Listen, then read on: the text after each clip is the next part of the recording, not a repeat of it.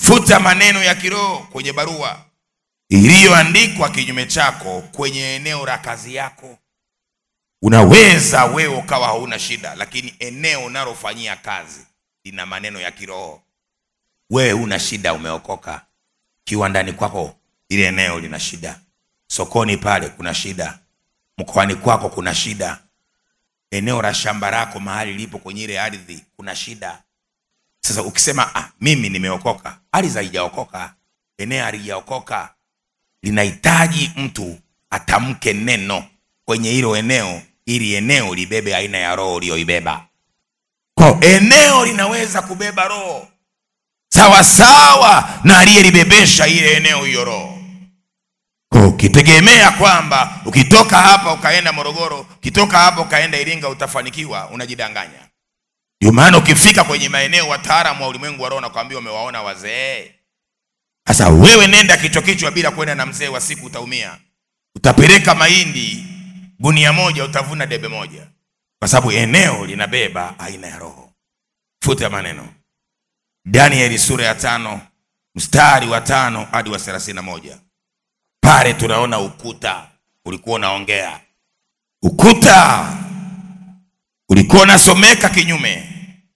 Hapo utamwona mfalme Belishaza. Kwenye ukuta wa ofisi yake kuliandikwa maneno mene, mene, tekeli na peresi. Maana yake Mungu ameuhesabu ufalme wako na kuukomesha. Mene, Mungu ameuhesabu ufalme wako na kuukomesha. Tekeli, umepimwa katika mizani nao umeonekana kuwa umepunguka. Peresi, ufalme wako umegawanyika na wamepewa Wamedi na Wajemi.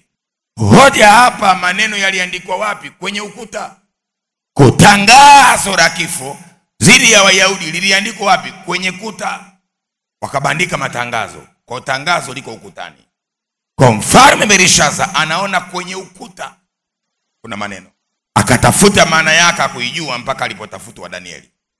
Kwa nimeandika nikasema maandishi yanaweza kuandikwa kwenye ukuta wa nyumba yako. Mmejenga nyumba, mnaingia, mnashangaa mnaanza kuumwa. Kila mwezi mnaumwa. Kila mwezi ni hospitali. Maisha yenu yanadorora. Yameandikwa wapi? Kwenye eneo mlikojenga. Maandishi yanaweza kuandikwa kwenye ukuta wa duka. Wanaandika hapa hakuna faida. Kwa unashangaa kilo kifanya biashara upati chochote. Maandishi yameandikwa wapi? Dukani. Maandishi yanaweza kuandikwa kwenye ardhi ya nchi yako. Kwa sababu wa Biblia mnafahamu Yeremia 22 mstari wa 29 hadi 30 anasema nchi andika.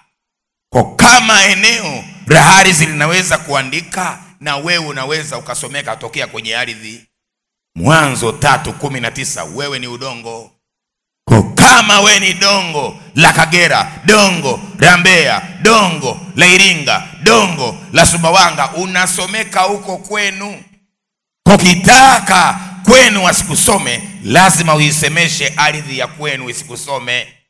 Wewe ni udongo. Ndio maana hata Yakobo alipokufa aliwaambia msilizike Misri, nipelekeni kwetu.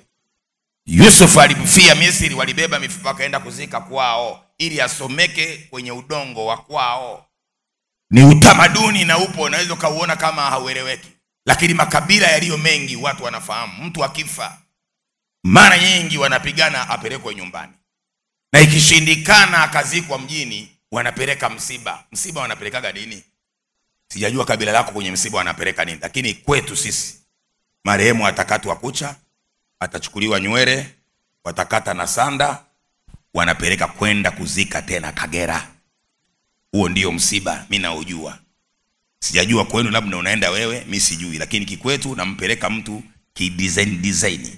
Na ukifika mnachimba kaburi la kiaina mnazika. Msipofanya hivyo, kama hamna Mungu huyu tunayemhubiria sisi, mjiandae kufa wote. Na barumbira ninakueleza ninachokijua. Sasa ulimwengu wa roho huo, maana kuna maandishi.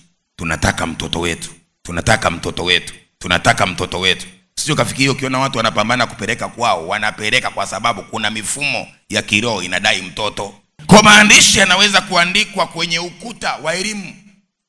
Umeenda shule, umesoma na umemaliza, wameandika kwenye ukuta hakuna kufaulu. Mpaka leo uko primary. Ukiona leo unalala mtu mzima, unaota uko shule ya msingi umevaa ka uniform, fahamu unasomeka wewe uko primary, hata kama umemaliza chuo kikuu. Futa maneno ya kule mlikoandikiwa kwenye primary school. Unaweza ukajikuta uko. Wewe unafikiri ulishamaliza, kumbe wao wanakusoma. Kuna watu mnalala Dar es Salaam lakini unaona uko kijijini kwenye majaruba, kwenye migomba unavuna kahawa. Uko Songea kule, wengine mko ziwani mnavua samaki. Kwa yale mazingira uliomo, unayoota uliomo, ndiko unakosomeka. Wakolosai 1:13 Biblia inasema Kristo alituokoa toka nguvu za giza, akatuhamisha. Wewe umehama lini? Kwa baba mama tangaza kuhama. Kwa ni lazima leo uangalie uchumi wako umeandikwa eneo gani. Yako maeneo hayamtaki Yesu. Ukiingia na Yesu hawamtaki Yesu. Kwa watahakikisha kitu cha kiroho ndani mwako kinakufa. Ulikuwa ni mtu wa maombi, tangu uhamie eneo lile, maombi yote chali. Unalala kama jana, unaamka kama juzi. Lakini mtu huyu aliyekuwa anapenda maombi, lakini tangu ametoka wilaya fulani kaenda wilaya fulani, mji fulani kwenda mji fulani, eneo fulani kwenda fulani, maombi yamekufa. Kilichoua si wewe, eneo halitaki maombi. Unaweza ukahamisha biashara yako toka wilaya fulani ukapeleka wilaya fulani, ukashangaa unafika kule biashara inakufa. Lakini wanaofanya biashara hiyo hiyo kwenye eneo hilo wanashamiri. Jiulize nini kimetokea. Ulimwengu wa roho unasomeka. Jinsi ya kufika: panda gari mpaka Mbagala Zakiem, utachukua bajaji hadi kanisani. Unaitumia njia ya Kigamboni Vikunai, shuka kanisani. Ukiuliza mtu yoyote kanisani kwa mchungaji Katunzi, utakuwa umefika.